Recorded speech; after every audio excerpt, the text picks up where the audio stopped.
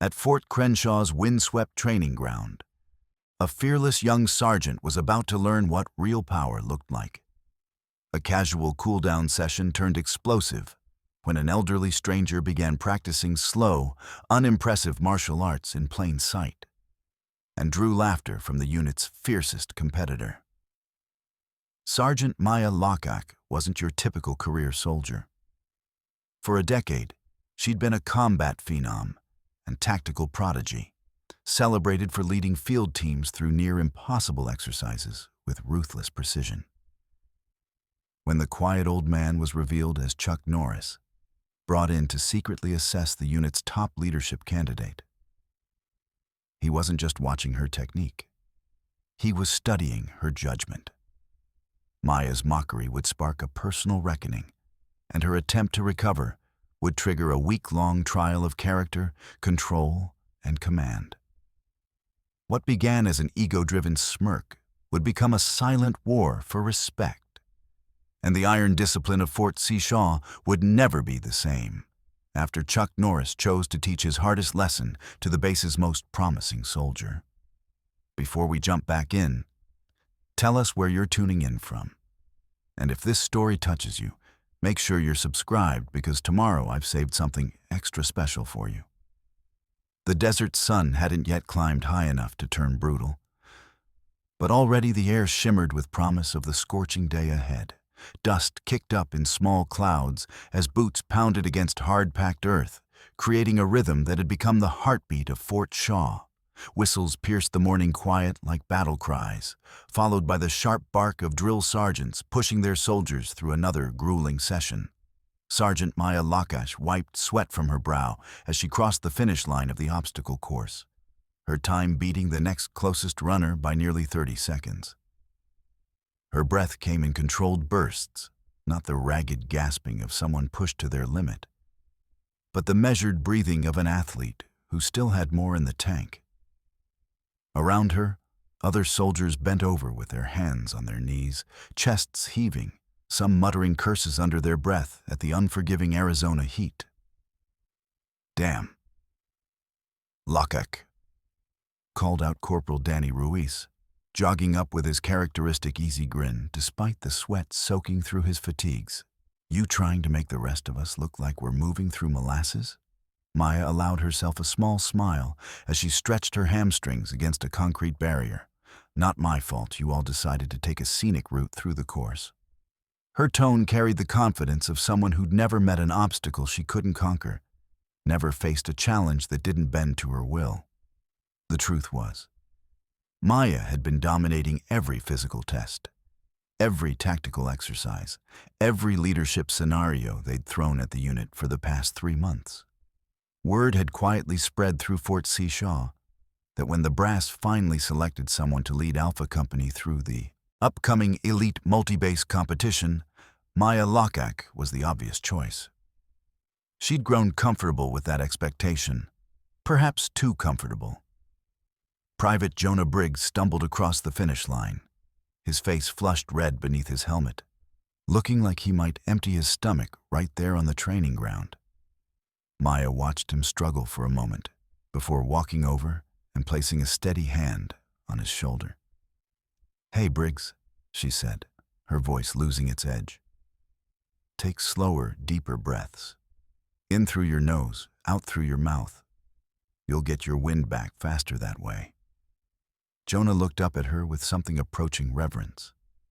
At 19, he was the youngest in their unit, fresh out of basic training and still wide-eyed with the belief that the Army would forge him into something greater than he'd ever imagined. Maya had become his unofficial mentor. And moments like this, when she showed patience instead of her usual intensity, reminded everyone why people naturally followed her. "Thanks, Sergeant," Jonah gasped, following her breathing instructions. "I thought I was going to pass out on the rope climb." "You'll get stronger," Maya assured him. "Just keep showing up." Across the training ground, Captain Erica Sloan watched the interaction with approval. Sloan had been observing Maya closely for months. noting both her exceptional performance and the way other soldiers responded to her leadership. There was no question about Mia's competence or her dedication. The question was whether she possessed the kind of mature judgment that separated good soldiers from great leaders. As the morning training session wound down, Sloan called the unit to attention. 43 soldiers snapped into formation, their earlier exhaustion temporarily forgotten in the face of military discipline.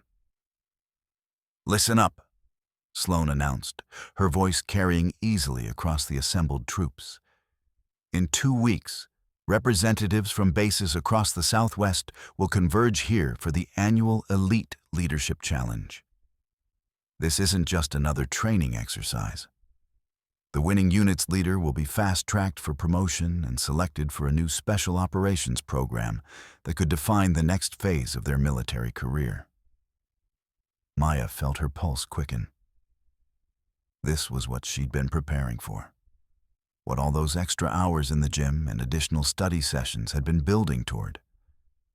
She could practically feel the weight of new rank insignia on her shoulders. "The competition will test not just your physical capabilities," Sloan continued, "but your decision-making under pressure, your ability to inspire confidence in others, and your capacity to maintain discipline when everything around you is falling apart. Leadership isn't about being the loudest voice in the room or the fastest runner on the course. It's about being the person others choose to follow when the chips are down." Sloan's eyes swept across the formation, lingering briefly on Maya. "I'll also be announcing that a very important evaluator will be visiting our base in the coming days. This individual has been tasked with observing our unit and providing recommendations for the leadership program. I expect each of you to conduct yourselves with the professionalism and character that reflects well on Fort C. Shaw." As Sloan dismissed them, Maya felt a familiar surge of competitive energy. She'd worked too hard and come too far to let anyone else claim the opportunity that should be hers. Whatever tests lay ahead, she was ready. The soldiers dispersed toward the mess hall and barracks, but Maya decided to cool down with some light stretching near the outdoor gym area. The space was less crowded than the main training ground. Just a collection of pull-up bars, heavy bags, and free weights under a corrugated metal roof that provided minimal shade. It was where soldiers came for personal training time, away from the regimented structure of official PT. As Maya worked through her stretching routine, she became aware of movement in her peripheral vision. An elderly man in faded gray sweatpants and an old martial arts jacket was practicing some kind of slow-motion shadowboxing near the edge of the gym area. His movements looked deliberate but oddly stiff to Maya's eyes, like an old man trying to recapture his youth through muscle memory that had grown cloudy with age. Harold Hal Cooper, the civilian gym attendant, stood nearby organizing equipment. Hal was one of those fixtures you found on every military base, a former serviceman who'd stayed on in some civilian capacity, beloved by troops for his endless supply of stories and his willingness to help anyone with their training. Maya had always liked Hal. He had a grandfatherly quality that made even the most hardened soldiers feel at ease. "Morning, Hal," Mia called out as she finished her stretches. "Morning, Sergeant Lockach," Hal replied with his usual warm smile. "Hell of a run you put in out there. I was watching from over here. You made that obstacle course look like a warm-up." Maya felt the familiar flush of pride at the compliment, just trying to stay sharp for the competition. Her attention drifted back to the elderly man, still moving through his slow, methodical forms. There was something almost comical about the way he threw his punches, so deliberate and measured that they seemed to lack any real power or speed. Maya had grown up around military bases, had trained with some exceptional martial artists. And this looked like someone going through the motions rather than practicing anything that would be effective in a real confrontation. "Friend of yours?" Maya asked Hal, nodding toward the man. Hal's expression shifted subtly, gaining what might have been a hint of amusement. Something like that. He's been coming around early mornings for the past few days. Keeps to himself mostly. As if sensing their conversation, the elderly man paused in his routine and glanced over at them. His eyes met Ma's for a moment, calm, alert eyes that seemed to take in everything without judgment. Mia found herself studying his face, noting the weathered features and the completely relaxed expression. He didn't look like he was trying to impress anyone or prove anything. He looked like someone's grandfather playing around with moves he'd learned decades ago. Danny Ruiz appeared at Maya's elbow, still breathing a bit hard from the morning's exertions. "Man, I need about 3 gallons of water and a cold shower," he announced. Then he noticed the elderly man and lowered his voice. "Who's that new PT instructor?" Maya shook her head, unable to suppress a small laugh. "I don't think so. Look at those movements. My grandmother throws punches with more snap than that." The comment came out louder than she'd intended, and several nearby soldiers turned to see what had caught her attention. Private Briggs, still recovering near a bench, followed their gaze to the elderly man's shadowboxing routine. "Maybe he's working through an injury," Jonas suggested quietly. But Maya was watching the man's technique with a more critical eye now, and what she saw looked less like someone recovering from injury and more like someone who'd learned martial arts from watching movies. His stances were too wide, his punches too telegraphed, his transitions too slow to be effective against any real opponent. "Look at that form," she said to Danny, no longer bothering to lower her voice. "I mean, I respect that he's out here trying to stay active at his age, but that's not going to stop anyone younger than 80. A few soldiers gathered around them now, drawn by the entertainment value of Maya's commentary. She'd developed something of a reputation for her sharp observations about technique and tactics, and soldiers often found her assessments both educational and amusing. The elderly man executed what appeared to be a slow-motion block and counter combination, his movements so measured that it looked like he was performing underwater. Maya couldn't help herself. A laugh escaped her lips, genuine and unguarded. "Kay, that's just painful to watch," she said, addressing the small group that had gathered. "I've seen aerobics classes with more martial arts authenticity." Several soldiers chuckled, and even Danny grinned, despite looking slightly uncomfortable with the direction of the conversation. The elderly man had clearly heard them. He was only about 20 feet away, but he gave no indication that he was bothered by their attention. He simply continued his routine with the same calm focus he'd maintained since Maya first noticed him. Hal Cooper, meanwhile, had stopped organizing equipment and was watching Maya with an expression she couldn't quite read. There was something in his eyes, not disapproval exactly, but a kind of knowing patience that made her feel suddenly self-conscious. "Sergeant Lockett," Hal said quietly, his tone still friendly, but carrying a subtle weight. "Sometimes the most dangerous-looking fighters are the ones you never see coming."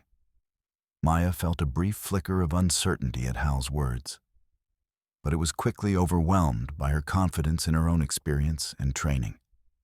She'd sparred with some of the best fighters on the base, had trained with instructors who'd seen real combat, had studied martial arts since childhood under her father's guidance. She knew what effective technique looked like, and whatever the elderly man was doing, wasn't it? "I'm sure he's a nice guy, Hal," Maya replied. "But nice doesn't win fights." The elderly man finished his routine with a deep, controlled breath and turned toward the equipment area where Hal was working.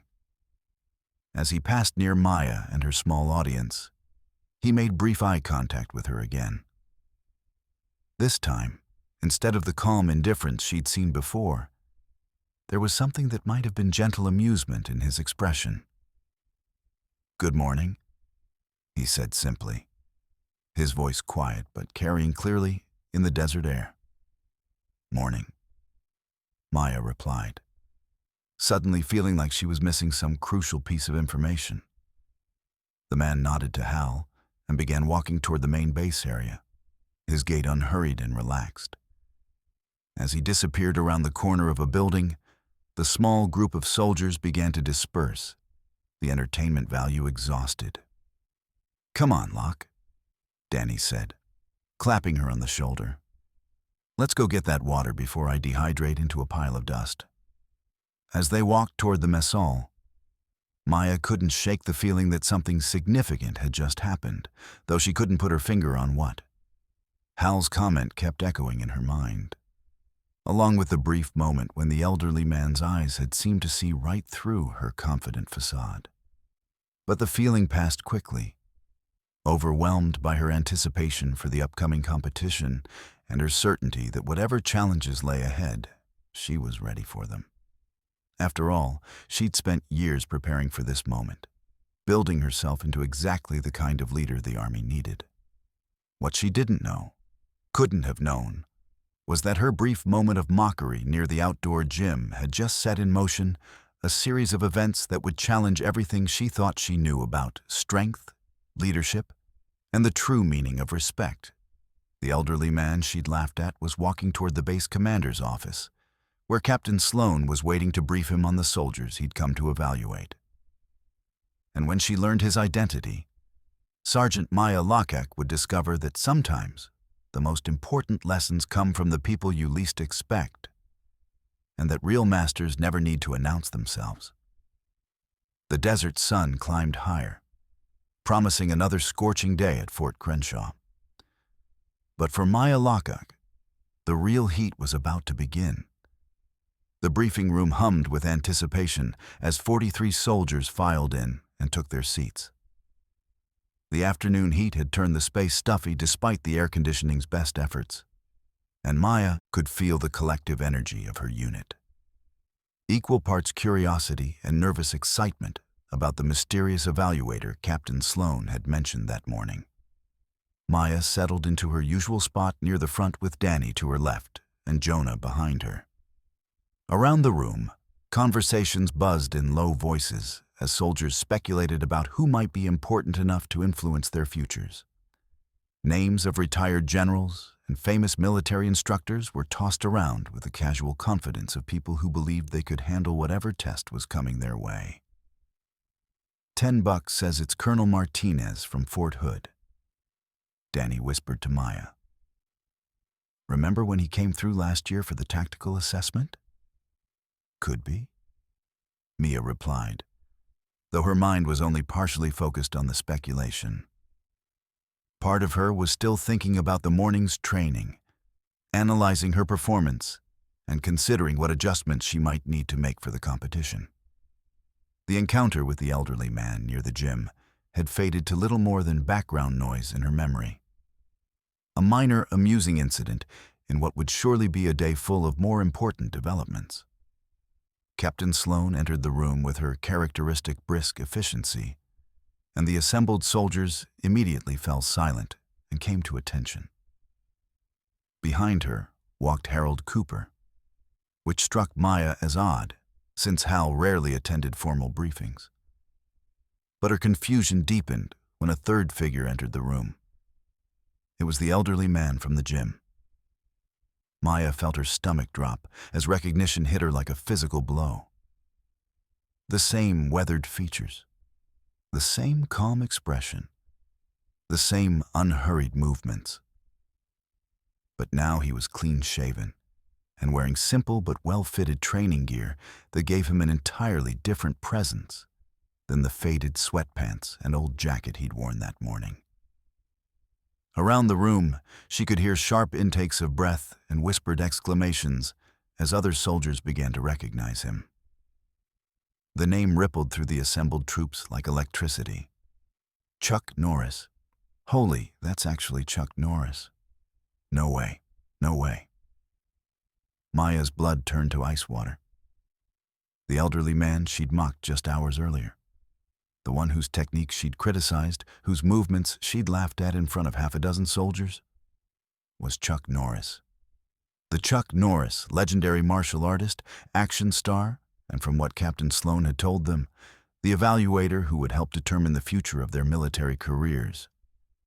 Telling and preparing this story took us a lot of time. So, if you are enjoying it, subscribe to our channel. It means a lot to us. Now, back to the story. She could feel eyes turning toward her as soldiers who'd witnessed her earlier commentary began to make the same connection she had. Jonah's face had gone pale, his hero worship of Maya clearly shaken by the realization of what he'd witnessed. Danny shot her a sideways glance that mixed sympathy with barely contained panic. "Ease," Captain Sloan commanded. And the soldiers settled into their seats with military precision that couldn't quite mask the electric energy now filling the room. "I want to introduce you to the evaluator I mentioned this morning," Sloan continued, her voice carrying the weight of significance. "Chuck Norris has generously agreed to observe our unit over the next several days as part of a new leadership development program being implemented across multiple military installations." Chuck stepped forward slightly, his presence somehow larger now that Maya understood who she was looking at. When he spoke, his voice was the same quiet tone she'd heard that morning. Calm, measured, completely without the bravado or self-importance she might have expected. "Thank you, Captain Sloan. I'm here because the military has always been close to my heart, and because I believe that the strongest leaders are often the ones who understand that true strength comes from discipline, not domination." His eyes swept across the assembled soldiers, and when they briefly met Maya's, she felt like he was seeing straight through every wall she'd ever built around herself. "I'll be observing how you train, how you interact with each other, and how you handle pressure when you don't think anyone important is watching." The last phrase hit Maya like a punch to the solar plexus. She wanted to sink through her chair and disappear into the floor. "What I'm looking for," Chuck continued, "isn't the person who talks the loudest or hits the hardest. I'm looking for the kind of leader who makes everyone around them stronger, who maintains their center when chaos erupts around them, and who treats every person they encounter with the respect that reflects their own character." Maya felt sweat beading on her forehead that had nothing to do with the heat. Every word seemed designed to expose the exact qualities she'd failed to demonstrate that morning. Around her, she could sense subtle shifts as soldiers glanced in her direction, not accusingly, but with the uncomfortable awareness that they'd witnessed something that now felt monumentally significant. Over the next few days, Chuck said, "I'll be running some optional training sessions focused on what I call controlled aggression. The ability to remain calm and decisive when every instinct tells you to react with force. These sessions aren't mandatory, but I encourage anyone serious about leadership development to attend." Captain Sloan stepped forward again. "The sessions will begin tomorrow morning at 500 hours in the base gym. As Mr. Norris said, attendance is voluntary, but I expect anyone with genuine leadership aspirations to take advantage of this opportunity." The weight of expectation settled over the room like a heavy blanket. Maya knew that not attending would be seen as a sign of weakness or lack of commitment. But the thought of facing Chuck Norris in a training environment, knowing what she'd done, made her feel sick. "That's all for now," Sloan announced. Dismissed. As soldiers began filing out of the room, the volume of excited chatter rose dramatically. Everyone wanted to talk about Chuck Norris being on their base, about what the training might involve, about what it could mean for their careers. But Mia sat frozen in her chair, watching as Chuck spoke quietly with Captain Sloan near the front of the room. "Maya," Danny's voice was gentle but urgent. "We need to talk." She nodded numbly, and followed him out of the briefing room. In the hallway, Jonah caught up with them, his face still pale and his eyes wide with a mixture of excitement and confusion. "Sergeant Locke," Jonah began hesitantly. That was Chuck Norris this morning, wasn't it?" At the gym, Maya closed her eyes briefly, feeling the full weight of her mistake settling on her shoulders. "Yeah, Jonah, that was him. But you, Jonah," started, then stopped, clearly struggling with how to process what he'd witnessed. The person he looked up to had mocked a man who was not only a legend, but who was now in a position to dramatically impact all their futures. Danny placed a hand on Mia's arm. "Look, maybe it's not as bad as you think. I mean, he didn't say anything during the briefing. He didn't call you out or make an example of you." Maya shook her head, feeling a hollow laugh escape her lips. "Danny, that almost makes it worse. He's giving me a chance to hang myself with my own rope." "What are you going to do?" Jonah asked, his voice small and uncertain. Maya looked at both of them. Danny, who'd been her friend and supporter through every challenge they'd faced together, and Jonah, whose faith in her leadership was now visibly shaken. The weight of responsibility hit her harder than any physical blow she'd ever taken. "I'm going to be there at 500 tomorrow," she said quietly. "And I'm going to try to figure out how to fix this." But even as she said it, Maya wasn't sure that some mistakes could be fixed. As she walked toward her quarters, she couldn't escape the feeling that her confident assumption about her own readiness for leadership had just been revealed as the arrogance it had always been. Behind her, Chuck Norris finished his conversation with Captain Sloan and headed toward the base exit. He'd noticed Maya's reaction during the briefing, the recognition, the embarrassment, the dawning understanding of what had transpired that morning. But he'd also seen something else in her eyes. Not just shame, but a genuine grappling with the weight of her actions. That was what he'd been looking for. Not perfection, but the capacity for growth. The question now was whether Sergeant Maya Locke would choose to learn from her mistake or let her pride compound it into something that could destroy her potential entirely.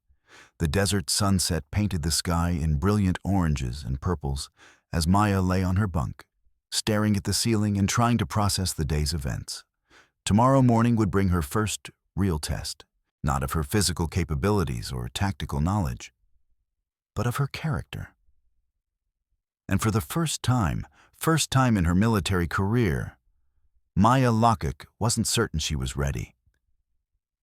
The base gym at 500 hours felt like a different world from the bustling training ground Maya was accustomed to. Dim fluorescent lights cast long shadows between the equipment, and the usual cacophony of shouting drill sergeants and clanging weights had been replaced by an almost church-like quiet. The air was cooler, carrying the lingering scent of industrial disinfectant and the faint mustastininess of old equipment that had absorbed decades of sweat and determination.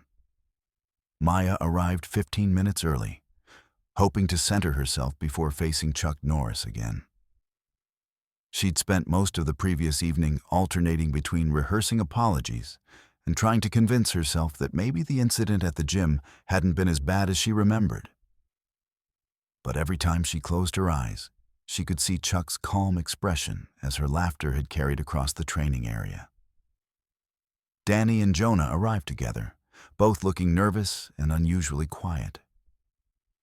Around the gym, 11 other soldiers from their unit had shown up, not everyone, but enough to make Mia feel like her decision to attend was being watched and evaluated by her peers.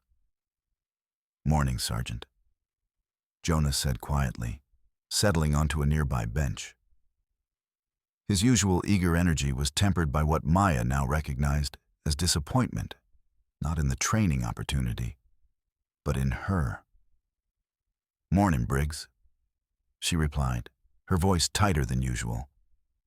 Chuck entered at exactly 500, followed by Hal Cooper, who was carrying a small wooden box and what appeared to be several meditation cushions.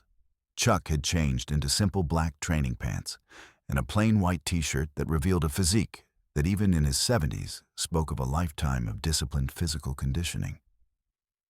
"Good morning," Chuck said simply, his voice carrying easily through the space without being raised. "Thank you for being here."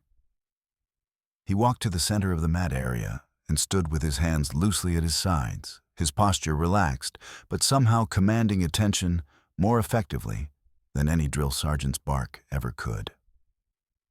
"Before we begin," Chuck continued, "I want you to understand what this training is not. This is not about learning new techniques to dominate your opponents. It's not about becoming faster or stronger or more aggressive. What we're going to work on is infinitely more difficult than any of those things." He gestured for the assembled soldiers to form a loose circle around him. Maya found herself directly in his line of sight, which felt both uncomfortable and strangely appropriate. "We're going to learn control," Chuck said. "Not control over others, but control over yourselves.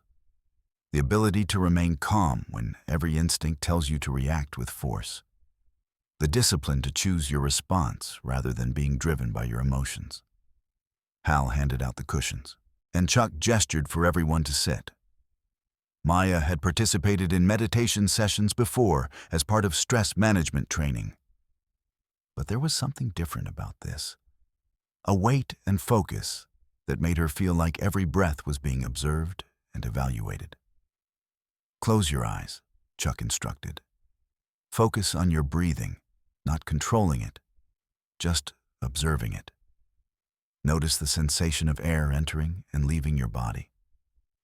For the next 10 minutes, the gym was silent, except for the gentle whisper of controlled breathing. Maya tried to focus, but her mind kept drifting to thoughts of the previous day's humiliation, to worries about her performance evaluation, to rehearsals of conversations she might have with Chuck to explain her behavior. "Open your eyes," Chuck said softly. As Maya blinked back to awareness, she realized that the breathing exercise had somehow reset her nervous energy. She felt more grounded, more present than she had since the moment she'd recognized Chuck in the briefing room. "Now we're going to do some movement work," Chuck announced, rising smoothly to his feet. "I want you to pair up. You're going to practice walking toward each other very slowly, maintaining eye contact, and stopping exactly when your partner stops." Maya found herself paired with Private Morrison, a solid soldier she'd trained with before, but never particularly connected with. As they began the exercise, Maya immediately felt her competitive instincts kick in. She wanted to demonstrate perfect form, precise timing, absolute control. But Chuck was moving between the pairs, offering quiet corrections and observations. And when he reached Maya, his presence seemed to amplify every small imperfection in her technique. "Sergeant Lockett," Chuck said quietly, "you're leading with your will instead of your awareness. Try to feel what your partner is going to do before she does it, rather than trying to control what happens." Maya nodded and tried again, but she could feel herself overthinking every movement, trying to anticipate and control rather than simply respond. After several attempts that felt increasingly frustrating, Chuck moved on to observe other pairs. The next exercise involved what Chuck called responsive movement. One partner would move slowly through basic martial arts forms, while the other mirrored their movements with no verbal communication. Maya volunteered to go first, assuming that her superior training would allow her to demonstrate the kind of leadership she was capable of. But as she began moving through a series of blocks and strikes she'd practiced thousands of times, she could feel Morrison struggling to follow her rhythm.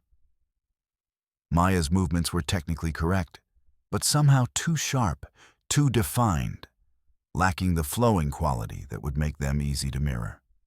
"Switch," Chuck said after a few minutes. When Morrison took the lead, her movements were less technically perfect than Maya's, but somehow easier to follow. There was a natural flow to them, an organic quality that made synchronization feel natural rather than forced. After 20 minutes of partner work, Chuck called the group back together. "Let's try something different. Sergeant Lockak, would you mind helping me demonstrate something?" Maya's heart rate spiked, but she nodded and stepped forward. Chuck positioned himself about arm's length away from her, his stance relaxed and balanced. "I want you to attack me lightly," Chuck said, "not with full force. We're not trying to hurt anyone, but with enough commitment that you're genuinely trying to touch me." Maya hesitated for a moment, acutely aware that every soldier in the gym was watching. This felt like a test, but she wasn't sure what the right answer was supposed to be. She threw a controlled jab toward Chuck's shoulder, putting enough speed and force behind it to make it a genuine attempt. Chuck's response was so subtle that Maya almost missed it. He didn't block her punch or dodge dramatically away from it. Instead, he seemed to shift his weight slightly and turn his body just enough that her fist passed harmlessly past his shoulder. The movement was so economical that it looked almost accidental. "Again," Chuck said calmly. Maya tried a different approach, a quick combination of punches that she'd used effectively in sparring sessions. But each strike met empty air as Chuck continued his almost imperceptible adjustments, never seeming to exert effort or even acknowledge that he was avoiding her attacks. Growing frustrated, Maya increased her speed and aggression, throwing sharper strikes with more conviction behind them. She was beginning to feel like she was fighting smoke. Everything she threw seemed to hit nothing, while Chuck maintained the same relaxed expression he'd worn throughout the entire demonstration. Finally, as Maya threw a particularly committed straight punch, Chuck did something that changed everything. He took a single small step forward and to the side, caught her extended arm gently with one hand, and used her own momentum to guide her into a stumbling step that left her completely off balance. He didn't hurt her or throw her to the ground. He simply redirected her energy in a way that made her feel like she was falling through space until she caught herself against his steadying hand. The entire sequence took perhaps 2 seconds and left Maya feeling more disoriented than if she'd been knocked down by a powerful blow. "Thank you, Sergeant," Chuck said, releasing her arm and stepping back. "You can return to your spot." Maya walked back to her position in the circle, acutely aware that her face was flushed and her breathing was slightly elevated. Around her, she could see the other soldiers processing what they'd just witnessed. Their strongest, most confident leader, looking like a beginner against Chuck's effortless technique. "What just happened there?" Chuck asked the group. Jonah raised his hand tentatively. "Sir, you used her own force against her." "Artly," Chuck nodded. "But what did you notice about the energy in the room during that demonstration?" Danny spoke up. "Sergeant Lockak seemed to be trying harder and harder, but you stayed completely calm." "Exactly," Chuck said. "Sergeant Lockak is an exceptional fighter. Her technique is strong, her commitment is total, and her physical conditioning is outstanding. But she was fighting with her ego instead of her intelligence." Maya felt heat rising in her cheeks. As Chuck continued, every time her initial approach didn't work, she increased force and speed rather than changing her strategy. She was trying to overpower the situation rather than understand it. That's the difference between being strong and being effective. The words hit Maya like cold water. She could recognize the truth in them, could see how her frustration at not immediately succeeding had caused her to abandon technique in favor of brute force. "For the remainder of our time today," Chuck announced, "we're going to practice the most difficult skill any warrior can learn: doing nothing." He had them return to their seated positions and began guiding them through increasingly challenging stillness exercises, sitting motionless while he walked around them, making sudden movements, maintaining calm breathing while he clapped his hands unexpectedly, keeping their eyes closed while other soldiers created distracting noises around them. Maya found every exercise frustrating in a way she couldn't quite articulate. Her entire military training had been about action, reaction, and immediate response. The idea of deliberately doing nothing, of not responding to stimuli, felt counterintuitive to everything Shadva learned about effective leadership. As the session drew to a close, Chuck gathered the group one final time. "Real strength," he said, his voice carrying the weight of decades of experience, "isn't about what you can force other people to do. It's about what you can choose not to do when every instinct tells you to react. A leader who can't control themselves will never be able to truly lead others." As the soldiers began to file out of the gym, Chuck's voice stopped Maya at the door. "Sergeant Lockuck, could you stay for a moment?" Maya's stomach clenched as the other soldiers left, casting curious glances back at her as they headed toward the mess hall. Soon she was alone with Chuck and Hal, the dim gym feeling suddenly quiverous around them. Chuck walked over to where she stood, his expression neither angry nor disappointed, just thoughtfully observant in a way that made Mia feel more exposed than any harsh criticism would have. "Yesterday morning," Chuck said quietly, "you saw an old man practicing what looked like ineffective martial arts, and you reacted exactly the way most people would have reacted. You made assumptions based on limited information, and you shared those assumptions publicly." Maya wanted to interrupt, to apologize, to explain, but something in Chuck's tone told her that this moment was about listening, not talking. "The question I'm interested in," Chuck continued, "isn't whether you made a mistake. Everyone makes mistakes. The question is what you choose to learn from it." He gestured toward the mat area where they'd been training. "Today, you demonstrated the same pattern on a smaller scale. When your initial approach didn't work, instead of pausing to understand why, you increased force and aggression. You tried to overpower the situation rather than adapt to it." Maya felt something crack open inside her chest. Not quite shame, but a recognition of something she'd been avoiding. "Yes, sir," she said quietly. "You're strong," Chuck said, and there was genuine respect in his voice. "Your physical conditioning is exceptional. Your technical skills are well developed, and your commitment to excellence is obvious to anyone who watches you train. But right now, your strength is doing more talking than you are." The phrase hit Maya harder than any physical blow could have. She realized that everything about her approach to training, to leadership, to interactions with others, was about demonstrating her capabilities rather than connecting with people. "For the next 24 hours, Chuck said, his tone shifting from observation to instruction, "I want you to try leading without raising your voice once. Not just shouting, I mean speaking at normal conversational volume no matter what happens around you." Maya blinked, surprised by the specificity of the challenge. "Yes, sir. This isn't a punishment," Chuck clarified. "It's an experiment.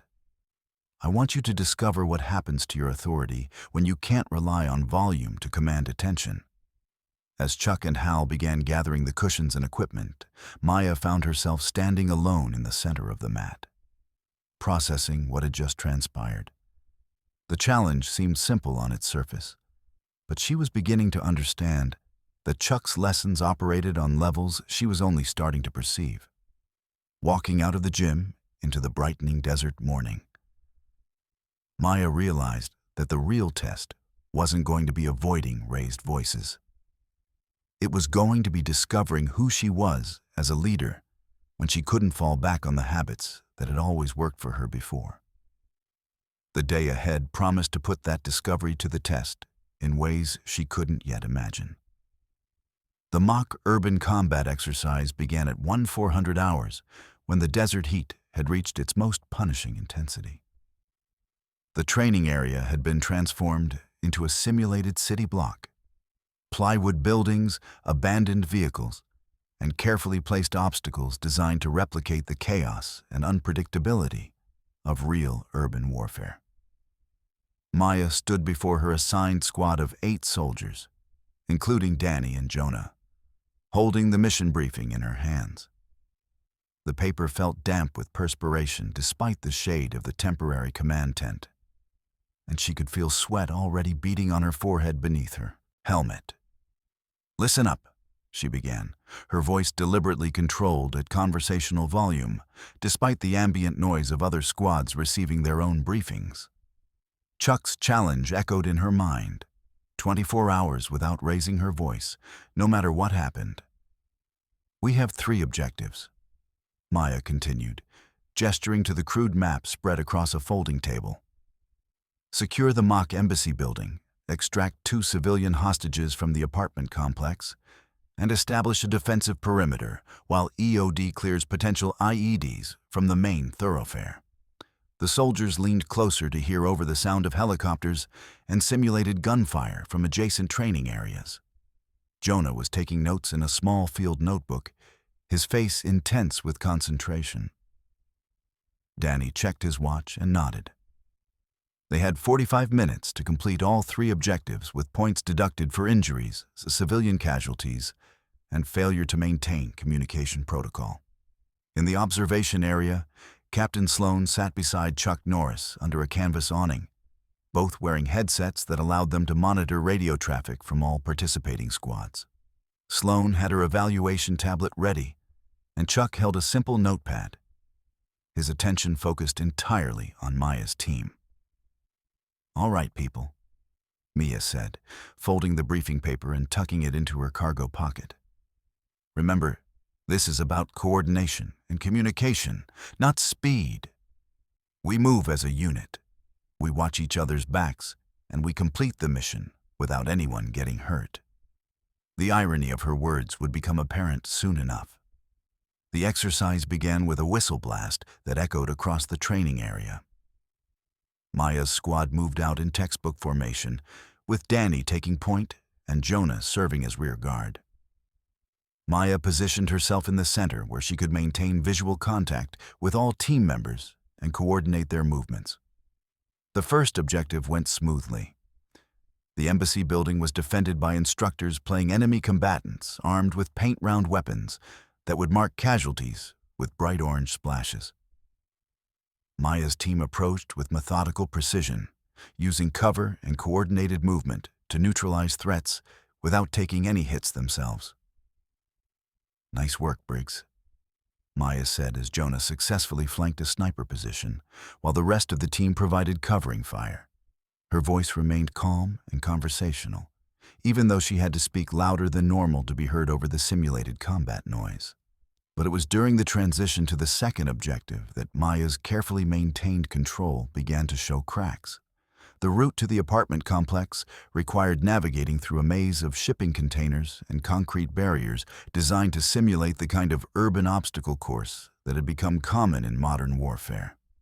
Radio chatter from other squads created a constant background of noise, punctuated by the sharp crack of paint rounds and the occasional blast of simulated explosions. Maya had planned a careful route that would keep her team in cover while allowing them to advance quickly toward their target. But as they moved through the container maze, the exercise controllers introduced an unexpected complication. A civilian stumbled into their path, played by one of the base staff members wearing a bright orange vest that marked him as a non-combatant. The civilian appeared to be injured and disoriented, calling out for help in Spanish, a language that only half of Maya's squad understood fluently. Standard protocol required them to secure the area and evacuate the civilian to safety.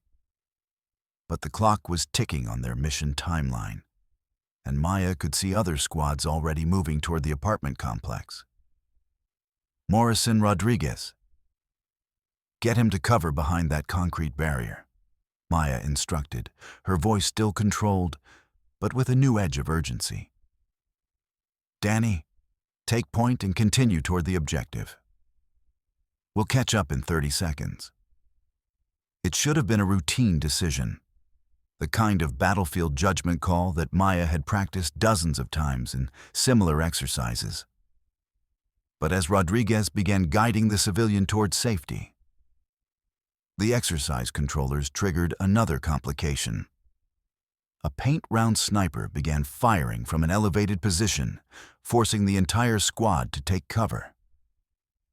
Maya found herself pressed against a shipping container, trying to coordinate her scattered team's response while maintaining radio communication with command. Contact! Contact! Danny's voice crackled over the radio. Sniper fire from the 2-story building, northwest corner. Maya keyed her radio, focusing on keeping her voice level. Copy that, Briggs. Can you get an angle on that position from your location? But as she waited for Jonah's response, Maya realized she couldn't see him. In the chaos of taking cover from sniper fire, her carefully maintained formation had scattered, and her youngest team member was no longer visible from her position. Briggs, report your position, she said into her radio, feeling her pulse begin to elevate. I'm behind the blue container, Sergeant. The one with the number 47 painted on it. Maya looked around frantically, but couldn't see any container matching that description from her current position. The training area was larger than it appeared from the briefing map, and the combination of obstacles simulated smoke, and the urgent need to complete their mission was beginning to create exactly the kind of chaos that separated effective leaders from those who merely looked good on paper. Briggs, I need you to move to the concrete barrier on your left and provide overwatch while we advance on the sniper position, Maya instructed. Roger, Sergeant. Moving now. What happened next would replay in Maya's memory for weeks afterward. Jonah, eager to follow orders and prove himself capable, emerged from cover and began moving toward what he believed was the concrete barrier Maya had indicated. But from his position, the only barrier visible was actually in the direct line of fire from the elevated sniper position. Maya saw him break cover and immediately realized the danger. Her carefully controlled voice abandoned her as training and instinct overrode Chuck's challenge. Briggs, get down, she shouted, her voice cracking with panic and authority. Wrong barrier. Take cover now. The orange paint round caught Jonah in the center of his chest before he could react to Maya's correction. According to exercise rules, he was now a casualty. But the real damage was the look of confusion and hurt on his face as he realized he'd followed Maya's instructions exactly and still ended up dead. The exercise whistle blew, halting all action as evaluators moved in to assess what had gone wrong. Maya felt like she was drowning in the sudden silence that followed the chaos of simulated combat around her. Her squad members were removing their helmets and checking equipment, but she couldn't focus on anything except the image of Jonah following her unclear instructions straight into harm's way. Sergeant Lockatch came Captain Sloane's voice over her radio.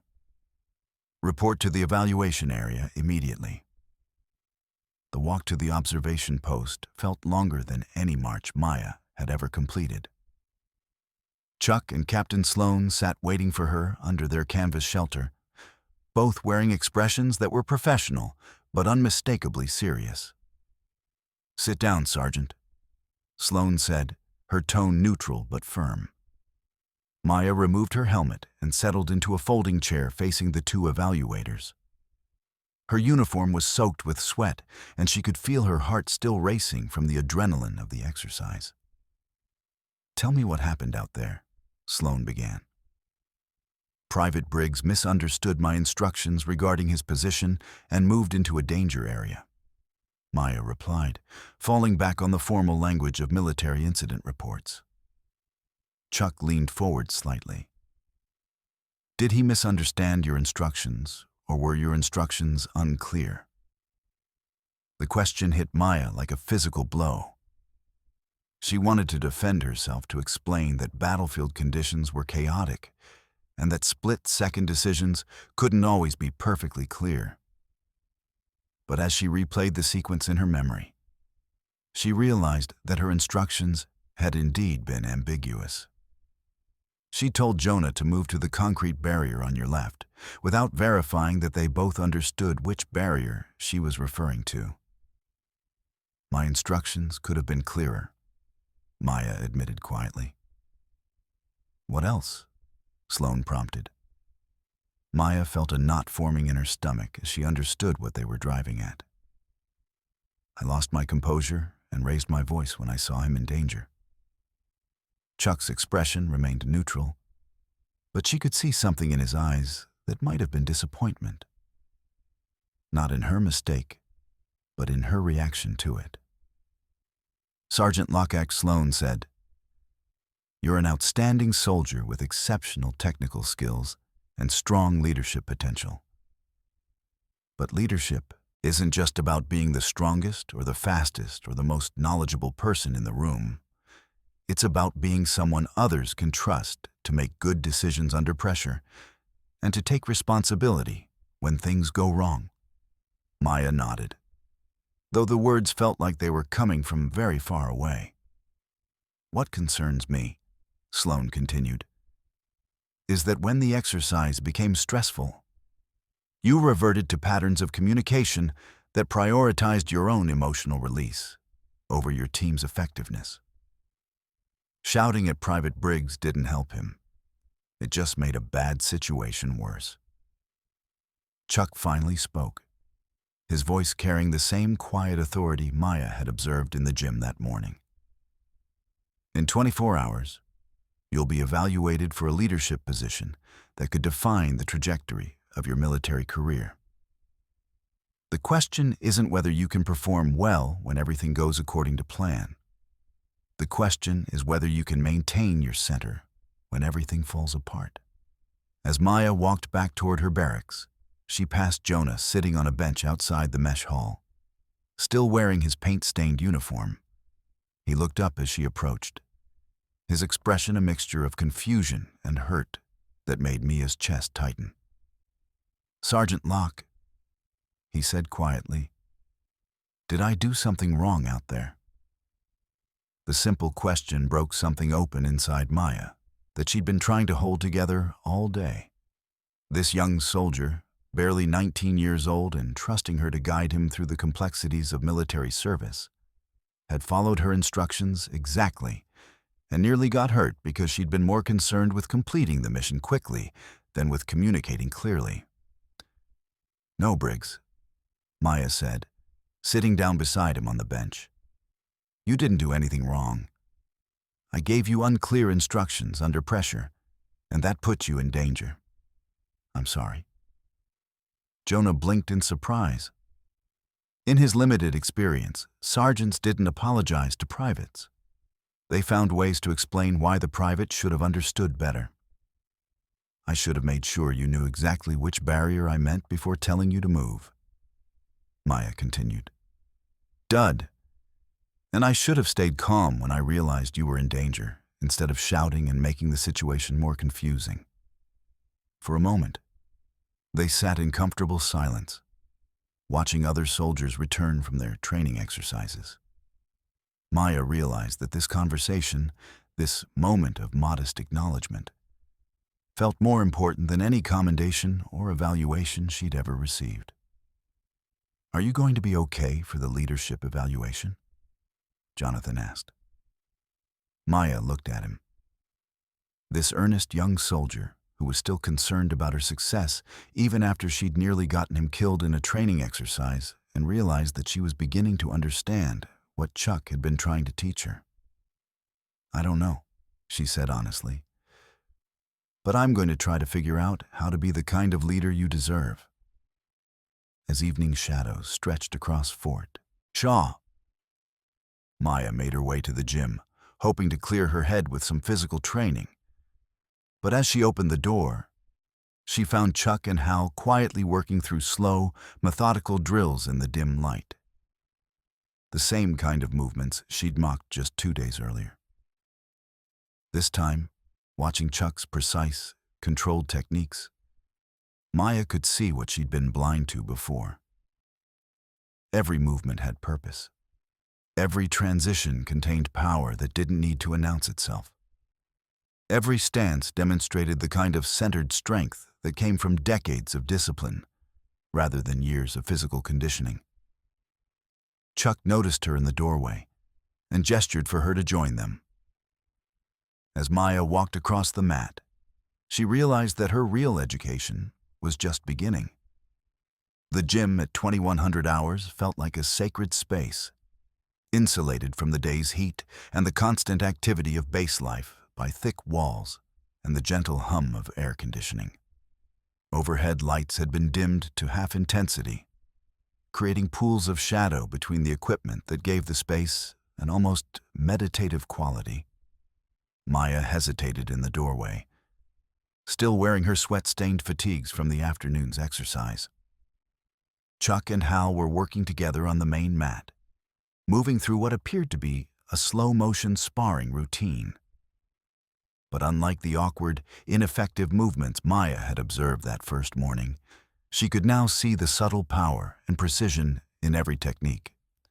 Chuck noticed her presence and completed his current sequence before walking over to where she stood. "How are you feeling about today?" he asked quietly. Maya had prepared several responses during the walk to the gym. Explanations, justifications, requests for another chance. But something about Chuck's tone and the events of the past 24 hours made her abandon all of them in favor of simple honesty. "Like, I almost got one of my soldiers hurt because I was more worried about looking competent than actually being competent," she said. Chuck nodded slightly, as if her answer had confirmed something he'd already suspected. That's a hard realization to face. "Yes, sir, it is." "Would you like to talk about it?" Maya looked around the quiet gym, noting that Hal had discreetly moved to the far side of the space to give them privacy while remaining close enough to provide support if needed. The invitation felt genuine rather than obligatory, not the kind of mandatory counseling session that followed a training incident, but an offer from someone who might actually understand what she was experiencing. "I keep thinking about what would have happened if that had been real combat instead of an exercise," said, settling onto one of the mats. If my unclear communication had gotten Briggs actually killed instead of just paint-marked. Chuck sat across from her, his posture relaxed but attentive. "What do you think would have happened?" "I'd have to live with knowing that my ego cost someone their life." Maya replied without hesitation, "That I was so focused on proving I was the right choice for leadership, that I forgot leadership is supposed to be about protecting the people who trust you." For a moment, they sat in comfortable silence. Maya could hear the distant sounds of evening activity from other parts of the base. Conversations drifting from the barracks, the occasional vehicle passing on the main road, the low murmur of late-shift personnel going about their duties. "Can I ask you something personal, Sergeant?" Chuck said finally. Mia nodded. "What made you want to be a leader?" The question caught Maya off guard. She'd expected to discuss tactics or training modifications or strategies for improving her performance in tomorrow's evaluation. Instead, Chuck was asking her to examine the fundamental motivations that had shaped her military career. "I grew up in a military family," Maya began slowly. My father was a career Army officer, and my mother served as a military intelligence analyst before I was born. From the time I was old enough to understand what strength meant, I was taught that weakness was the worst thing you could show the world. Chuck listened without interruption, his attention focused entirely on her words. My father used to say that the world was divided into people who led and people who followed, and that if you weren't strong enough to lead, you'd spend your life being pushed around by people who were. So I decided I was going to be strong enough that no one would ever be able to push me around. And that worked for you? Chuck asked. Maya considered the question seriously. For a while, yes. I was always the fastest runner, the highest scorer on fitness tests, the one who never backed down from a challenge. Other soldiers respected me because I could do things they couldn't do, and I thought that meant I was a good leader. What changed today? Maya said quietly. Watching Briggs follow my orders exactly and end up in danger because I wasn't clear enough to protect him. Realizing that all my strength and training meant nothing if I couldn't communicate effectively when it mattered. Chuck nodded slowly. Leadership is the only profession where your primary responsibility is to make yourself unnecessary.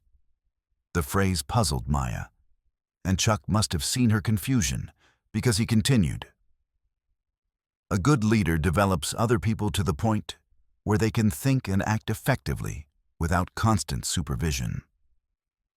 But what you described, proving your strength by being better than everyone else, that creates dependency, not capability.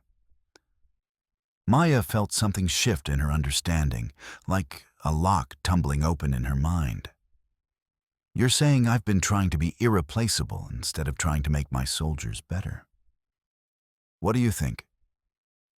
As Maya processed the question, Hal approached carrying 3 bottles of water and what appeared to be a small first aid kit. He settled nearby, close enough to participate in the conversation, but far enough away to give them space to continue their discussion. Sergeant Lockett, Hal said with his characteristic gentle smile. Can I share something with you? Of course, I've been working on military bases for 37 years. I've seen a lot of leaders come and go, and I've noticed something about the ones who really succeed over the long term. Hal opened one of the water bottles and took a slow drink before continuing. The leaders who last, the ones who build teams that keep performing even when they're not around. Those leaders understand that their job isn't to be the strongest person in the room. Their job is to make everyone else in the room stronger. Maya found herself thinking about her interactions with Jonah over the past several months. She'd focused on correcting his mistakes and pushing him to perform better. But she realized now that she'd rarely taken time to explain the reasoning behind her guidance or to help him develop independent judgment. I think I've been teaching people to follow orders instead of teaching them to think, Maya said. Chuck leaned forward slightly. What do you think would happen if you approached leadership differently? I don't know, Maya admitted.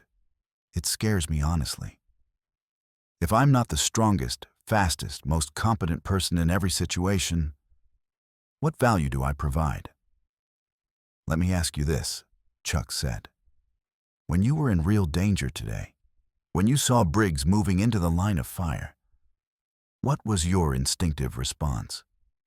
To protect him, Maya answered immediately. Not to prove you were stronger than the sniper, or faster than the other squads, or more tactical than the exercise controllers. Your instinct was to protect someone who was depending on you. Maya nodded, beginning to see where Chuck was leading her. That instinct, that immediate priority of protecting others, that's the foundation of real leadership. Everything else is just technique. Chuck stood and gestured for Maya to join him on the mat. I want to show you something. But first, I need you to understand that this isn't about martial arts techniques. This is about the difference between control and force. Maya stood, noting that her earlier nervousness about training with Chuck had been replaced by genuine curiosity about what he might teach her. "I'm going to have Hal throw some light punches at me," Chuck explained. "I want you to watch not what I do with my hands or feet, but what I do with my center, my balance, and breathing when pressure is applied." Hal approached with an easy grin. "Don't worry, Sergeant. I'll try not to hurt him too badly."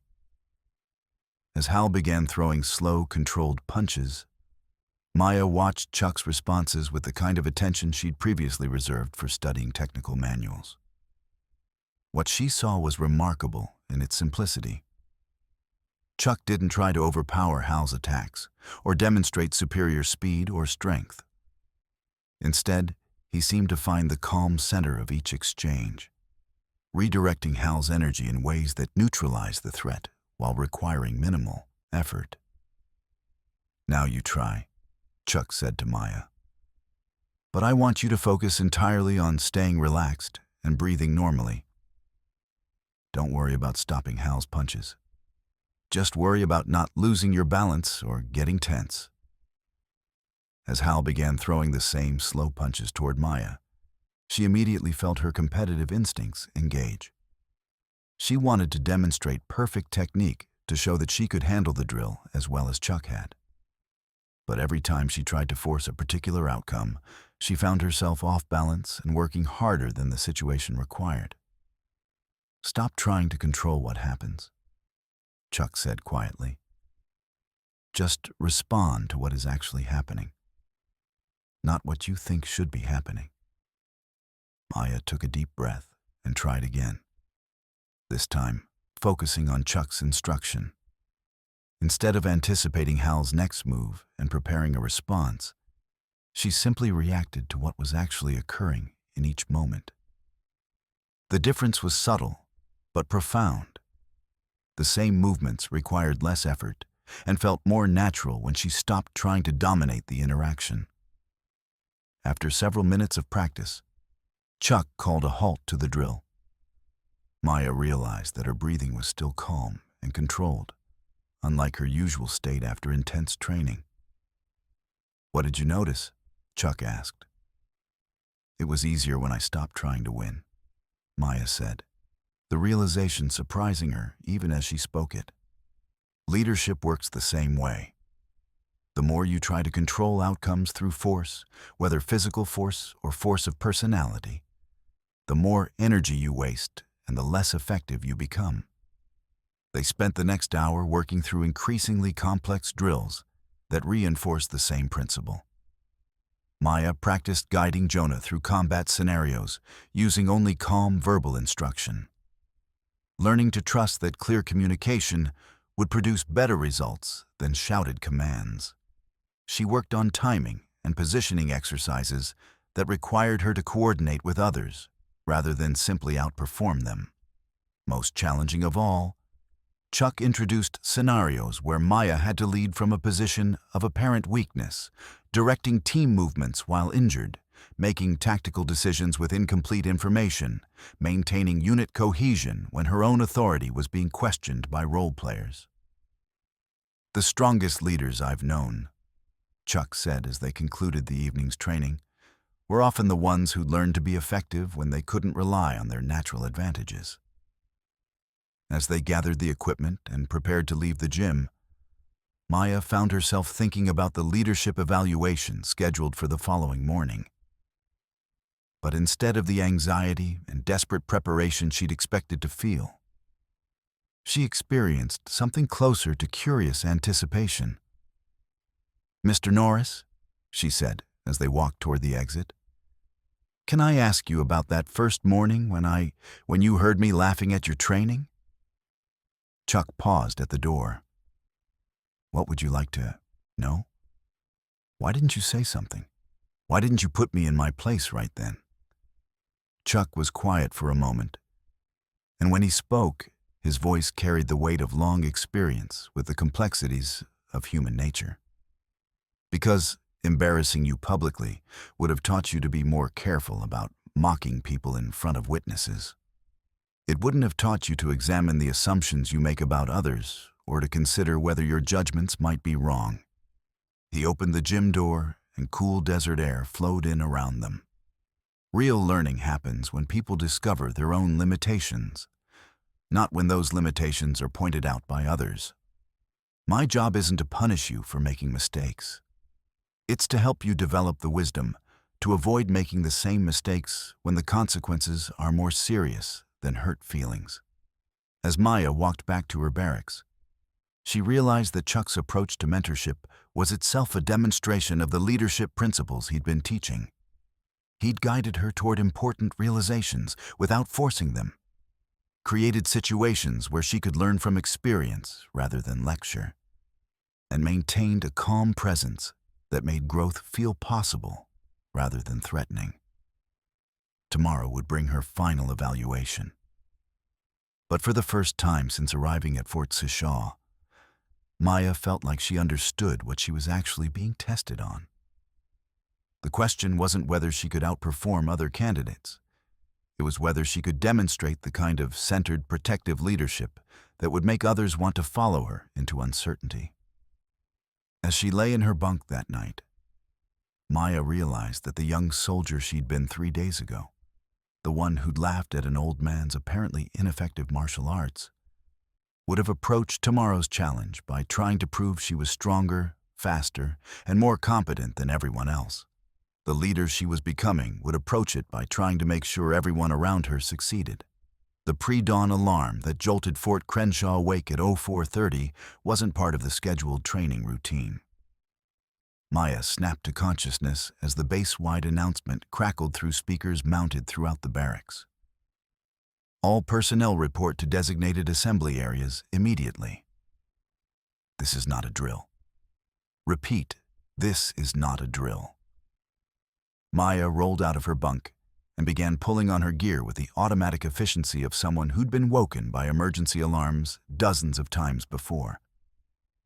Around her, other soldiers moved through the same routine, some cursing quietly at the early hour, others speculating about what kind of surprise scenario they were about to face. "What do you think?" Danny asked as he laced his boots. "Final evaluation has to be," Maya replied, checking her equipment one final time. But instead of the anxiety she'd felt during her previous evaluations, she noticed something different in her emotional state. A kind of focused calm that reminded her of the breathing exercises Chuck had taught them. Within 10 minutes, the entire unit had assembled in the main training area, where Captain Sloan waited with Chuck Norris and several other evaluators Maya didn't recognize. The pre-dawn darkness was broken by portable floodlights that created harsh shadows and added an element of disorientation to the already surreal atmosphere. At 04:27 hours, Sloan announced, her voice carrying clearly across the assembled troops, "Fort Crenshaw received notification of a multi-pronged attack on our installation. Communications have been partially compromised. Command structure has been disrupted, and we are operating under emergency protocols." Maya felt her pulse begin to elevate as she realized this wasn't just another structured exercise with predetermined objectives and clear rules of engagement. This was a comprehensive test designed to evaluate how leaders performed when everything familiar was stripped away. "Squad leaders have been randomly assigned," Sloan continued, "and normal chain of command has been suspended. You will receive your assignments and objectives from the evaluators, and you will be assessed on your ability to adapt, communicate, and maintain unit cohesion under extreme stress." Chuck stepped forward, holding a clipboard with what appeared to be random assignments. "Sergeant Lockach, you'll be leading a combined squad, including soldiers from multiple units.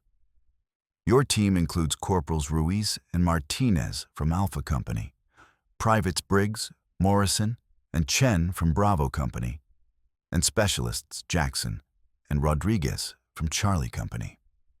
Maya quickly scanned the group of soldiers stepping forward to join her.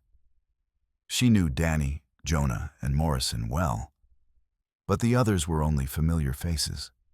Soldiers she'd seen around the base, but had never worked with directly. Creating an effective team from virtual strangers would require exactly the kind of adaptive leadership Chuck had been trying to teach her. "Your mission," one of the other evaluators announced, "is to respond to a simulated chemical attack on the base medical facility. Evacuate casualties to a secure location and establish a defensive perimeter while specialized teams neutralize the threat. You have no advanced intelligence about enemy positions or capabilities. Radio communication may be unreliable. The exercise begins now." As the evaluators stepped back and activated the scenario, Maya felt the familiar temptation to take charge through force of personality, to bark orders, establish dominance, and push her unfamiliar team toward immediate action. But Chuck's lessons echoed in her memory. Real strength doesn't announce itself. Instead of shouting instructions over the ambient noise of simulated alarms and distant explosions, Maya gathered her team in a tight circle and spoke in a calm, conversational tone that required them to lean in and focus on her words. "First thing we need to do is understand what we're working with," she said, making eye contact with each soldier in turn. "I know some of you, but not all of you. I need each person to tell me their primary training specialization and any relevant experience that might help with this mission." The introductions revealed capabilities Maya could build on. Rodriguez had advanced medical training. Jackson was qualified on multiple radio systems. Chen had demolitions expertise, and Martinez had served as a squad leader in Afghanistan. Instead of trying to coordinate everything herself, Maya could delegate responsibilities to people with relevant expertise. As they moved toward the simulated medical facility, the first real test came when they discovered a civilian who appeared confused and disoriented. An older man in a maintenance uniform stumbling near the building entrance, while alarms wailed around them. Maya's first instinct was to have someone quickly escort the civilian away so they could proceed with their mission. But something about the scenario reminded her of her encounter with Chuck that first morning and of his lesson about not making assumptions based on limited information. Instead of ordering someone to remove the civilian from their path, Maya approached him directly. "Sir," she said, speaking loudly enough to be heard over the noise, but keeping her tone respectful. "Are you injured? Do you need medical assistance?" The man looked up with apparent confusion. "I was working on the air conditioning when the alarm started. Nobody told me what to do. I don't know where I'm supposed to go." Maya realized this wasn't just an obstacle to overcome. This was a person who needed help, and how she treated him would reflect the kind of leader she was choosing to become. "Rodriguez," Maya called, "can you check this gentleman for injuries?" "Jackson, escort him to the safe area once Rodriguez clears him." But Sergeant Jackson began, "That's going to delay our timeline." Maya looked at him steadily. "Our mission is to protect people. This is a person who needs protection. The timeline matters, but not more than doing the job right." As her team helped the civilian to safety, Maya noticed Chuck observing from about 50 meters away. She couldn't read his expression, but since this moment was exactly the kind of test he'd been preparing her for, the remainder of the exercise unfolded with controlled chaos that Maya learned to navigate rather than dominate. When radio communication failed, instead of shouting louder, she gathered her team close and spoke clearly, ensuring everyone understood their role. When they encountered unexpected enemy contact, she trusted Martinez's combat experience and Chen's technical expertise while maintaining overall coordination. The critical moment came when Jonah volunteered to scout a potentially dangerous corridor that could provide a faster evacuation route. Maya's instinct was to send someone more experienced, but she caught herself. Jonah had been training hard, and he needed to know she trusted him. Briggs, Maya, said, "Take point on that reconnaissance, but take Chen as backup. Report every 30 seconds, and if there's any doubt about safety, pull back immediately." Jonah's confidence was visible as he nodded. 30-second reports. Chen as backup, safety first. The reconnaissance went smoothly, and Jonah's information allowed them to complete their evacuation ahead of schedule without casualties. As they established their defensive perimeter, Maya realized something fundamental had changed in her approach to leadership. When the exercise ended and evaluators called all squads to assemble, Maya noticed her team remained naturally grouped together rather than dispersing. Rodriguez was sharing medical techniques with Morrison. Chen was explaining procedures to Danny, and Jonah was animatedly describing his experience to anyone who would listen. Captain Sloan addressed the assembled soldiers with professional satisfaction visible in her expression.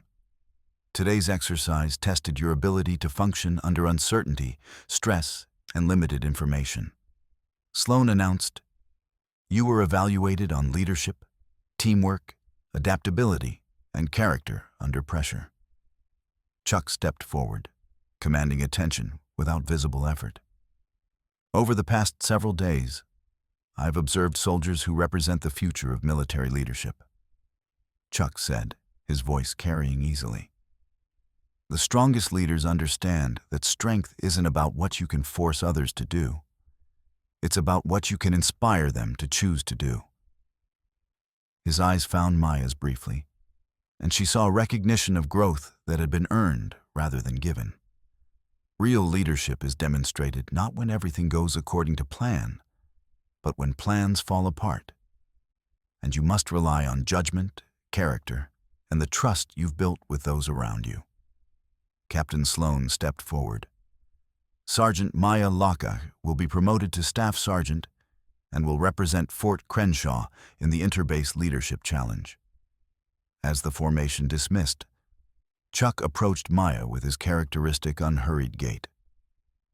"Congratulations, Staff Sergeant," he said simply. "Thank you, sir, for everything you taught me this week." Chuck nodded. "What do you think you learned?"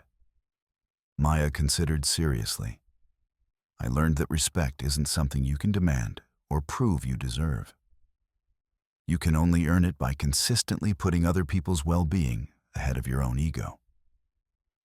"And what will you do with that knowledge?" Maya looked at the soldiers from her team, many still engaged in animated discussions about shared tactics and techniques. Jonah was explaining something to other soldiers, his confidence visible. Rodriguez was comparing notes with other medics about improvised procedures. "I'm going to build the kind of unit where everyone gets stronger instead of just trying to prove that I'm the strongest." Chuck extended his hand, and as Maya shook it, she realized this quiet acknowledgement meant more than any promotion she'd ever received. As Chuck and Hal walked toward the base exit, Maya watched them go with gratitude and anticipation. Her real education was just beginning, and the challenges ahead would require applying everything she'd learned about earning respect rather than commanding it. The desert sun climbed higher, promising another scorching day. But Maya walked toward the mesh hall with purpose that had nothing to do with proving herself, and everything to do with becoming someone others would choose to follow. Behind her, Chuck paused at the gate and looked back once, offering a small nod of recognition, confidence, and trust that the lesson had taken root deep enough to sustain growth long after the teacher was gone. Up next, we have 2 more incredible stories that are waiting for you. Just click the image you want to watch and it will take you there. If you enjoyed this video, make sure to subscribe. It would mean a lot.